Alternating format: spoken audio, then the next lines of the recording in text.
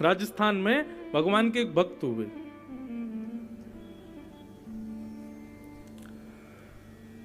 उदयपुर में रहते थे। उनका पूरा परिवार राजवंश में सेवा करता था, लेकिन वो कुछ नहीं करते थे और इसी वजह से सब उनसे परेशान रहते थे। घर के सब बड़े लोग, छोटे लोग सब उनके पीछे पड़े रहते, तुम भी कुछ कर लिया करो, कुछ पूरे दिन बस खाते रहते हो, पड़े रहते हो, घर में कुछ करते धरते नहीं हो। ऐसा नहीं कि वो जानबूझ के नहीं करते थे, पर उनकी भक्ति में प्रवृत्ति ज्यादा थी, इसलिए बस उनको कुछ करने की इच्छा नहीं होती थी और इसीलिए उनका ब्याह शादी भी नहीं हुए थे, क्योंकि ब्याह भी भाई उसी का ही होता है जो योग्य होता है, कमाता खाता हो, बढ़िया रहता हो, ब्याह भी उसी का ही होता है। कुछ नहीं करते थे। घर के लोग थोड़े थोड़े ताने देते थे, थोड़े थोड़े कर करके वो इतने हो गए कि अब तो सुबह से शाम तक सब उनको सुनाते, जबकि वो बेचारे दिन में केवल एक बार भोजन करते थे। बहुत ध्यान से सुनिएगा। लेकिन घर वालों के इतने ताने हो गए कि एक दिन उन्होंने कहा कि भैया आप लोगों को मुझसे इतनी परेशानी है, मैं जा रहा हूं घर छोड़ करके। बड़े भाइयों हंसने लगे, बोले कहां जाओगे? बोले जंगल में जाऊंगा, वन में रहूंगा मैं। भाई बोले वहां क्या खाओगे तुम, तो खाने के लिए तो घर में पड़े रहते हो, वहां क्या खाओगे तुम? बोले भैया ये आपकी सोच है कि मैं खाने के लिए पड़ा रहता हूं, ऐसा नहीं, मैं खाने के लिए नहीं जीता, बस जितने दिन जीवित हूं भगवत भजन कर सकूं इसलिए खाता हूं। और रही बात वन की, तो वन में भी बहुत सारे वृक्ष हैं, कुछ खा लेंगे, फल फूल खा करके रह लेंगे।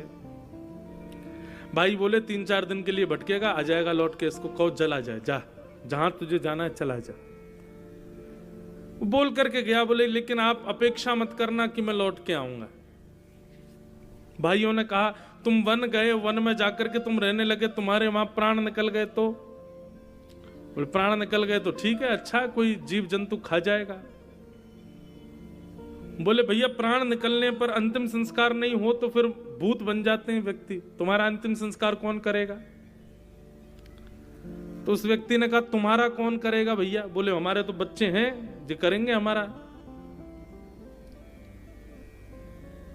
उसने भी कह दिया, बोले मैं राघव जी के लिए पूरा जीवन अर्पित कर चुका हूं, तो मेरा अंतिम संस्कार की चिंता भी श्री राम जी करेंगे, व्यवस्था कर देंगे, कोई आप चिंता मत करो, आप प्रसन्न रहो अपने घर में। और ऐसा कहकर के वो भक्त चला गया। ठाकुर जी नित्य उसके भोजन प्रसाद की व्यवस्था तो कुछ ना कुछ करा ही देते थे, रहता था वन में। धीरे धीरे धीरे वृद्धावस्था आ गई और एक दिन उनके प्राण निकल गए।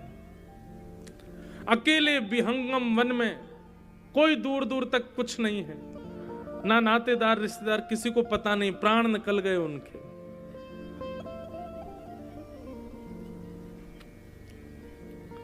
और यहां साकेत में रत्न सिंहासन पर बैठे हुए राम जी के नेत्र सजल हो गए। राम जी के मुख पर मलिनता आ गई। उस मलिनता को, अश्रुबिंद को जब हनुमान जी ने देखा तो हनुमान जी देख करके कहने लगे, हे प्रभु श्री राम, आप क्यों दुखी हैं? क्या बात है? आपके नेत्र सजल क्यों हो गए भगवान? कोई कष्ट, कोई पीड़ा, किसी की याद? तब राम जी बोले कि हनुमान जी, मेरा एक भक्त है, उसने संपूर्ण जीवन मेरा भजन किया, मेरा स्मरण किया, अपने घर तक का त्याग कर दिया। और पता जब उसने घर त्यागा तो उसके भाइयों ने कहा तुम्हारे प्राण निकल जाएंगे, तुम्हारा संस्कार कौन करेगा? तो उसने बड़े विश्वास के साथ कहा कि रघुनाथ जी व्यवस्था करेंगे। हम मन बना रहे हैं कि हम उसका संस्कार करने के लिए जाएं। उसका अंतिम संस्कार 2-3 दिन हो गए, उसका शव पड़ा है वन में, हम उसका संस्कार करना चाहते हैं। हनुमान जी ने चरण पकड़ लिए, बोले हे रघुनाथ जी, आपने भक्तराज जटायु का संस्कार किया था,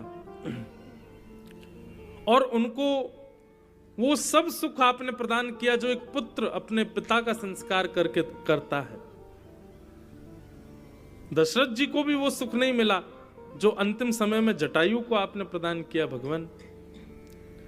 पर आज मेरे मन में भाव आ रहा है कि आप साकेत में बैठे बैठे जिस भक्त के अंतिम प्राण के लिए आप रुदन कर रहे हैं, आप इतने भावुक हो रहे हैं, उस भक्त के अंतिम संस्कार का यदि दायित्व हमको मिल जाए तो बड़ी कृपा होगी। हे नाथ, आप यहीं विराजे रहो साकेत में, हम पर आज्ञा करो, हम जाएं, हम उस भक्त का संस्कार करें। राम जी बोले ठीक है आप जाओ। हनुमान जी महाराज बड़े प्रसन्न हो गए, सेना लेकर के महाराज निकल पड़े। 7 समुद्रों का जल इकट्ठा किया, विश्व भर की समस्त नदियों का जल इकट्ठा किया हनुमान जी ने, और पूरी वानर सेना के साथ हनुमान जी महाराज वन में प्रकट हो गए।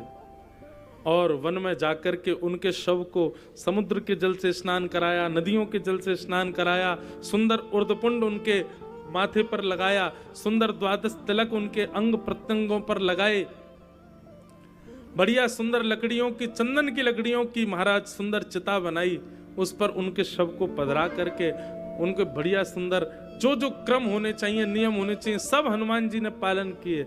और 2 अश्रु बहा करके एक भक्त राज के पावन दिव्य देह को श्री हनुमंत लाल जी ने अग्नि संस्कार किया। ज्यादा पुरानी बात नहीं है बंधु, 400, 450, 500 वर्ष पुरानी घटना है ये। और हनुमान जी ने उनके शव का अंतिम संस्कार किया। उसका प्रभाव ये कि उस संस्कार से उनके चिता से निकलने वाली धुंध से, उनकी चिता से निकलने वाली अग्नि और सुगंधी से उस क्षेत्र में जितने भी प्रेतात्माएं थी, भूत प्रेत आदि जो भी भटक रहे थे, सब मुक्त हो गए, सबको भगवत धाम की प्राप्ति हो गई। हमने ठाकुर जी के लिए त्यागा क्या आज तक? कुछ भी नहीं। कुछ तो त्याग करके देखो ठाकुर जी के लिए। त्यागने का मतलब हमारा ये नहीं कि कुछ बहुमूल्य वस्तु का त्याग करो, एक किसी विशिष्टता को जिसके बगैर आप रह नहीं पाते, ऐसी कोई आदत है, ऐसा कोई लक्षण है, ऐसा कोई स्वभाव है, उसका त्याग करो ठाकुर जी के लिए। ठाकुर जी प्रसन्न हो जाते, मेरे लिए किया इसने ऐसा। तो श्रीमद् भागवत आपको भगवान का संबंधी बनाएगी। ठाकुर जी फिर भगवान जैसे नहीं दिखेंगे, कोई ना कोई संबंध आपको उनके प्रति दिखेगा।